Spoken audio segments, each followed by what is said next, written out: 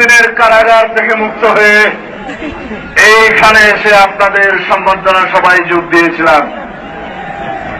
আমার মনে আছে আমি বলেছিলাম সরকারকে আমরা সহযোগিতা করতে চাই যাতে দেশের সামরিক শাসন না আসে, গণতন্ত্র রক্ষা পায়।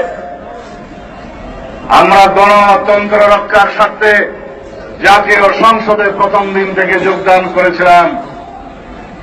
বলেছিলাম গণতন্ত্রের অব্যাহত জয়যাত্রার জন্য আমরা সরকারকে সহযোগিতা করব, কিন্তু চোরায় ধর্মের কাহিনী শুনে নাই। আওয়ামী লীগের লেজ প্রথম থেকে এই পর্যন্ত কোনদিন সোজা হয় নাই। আওয়ামী লীগের রক্তে গণতন্ত্রের কোন ধারা নাই।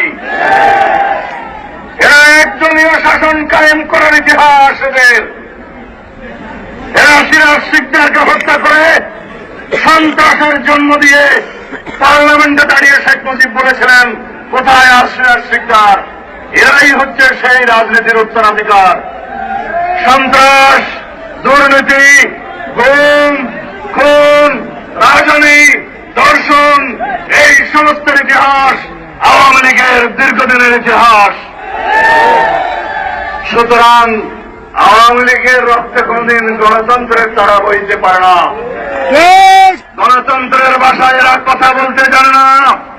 এরা এই দেশের জনগণের প্রতিনিধি না, এরা ভারতীয় জনগণের প্রতিনিধি। এদের মসনদ দিল্লিতে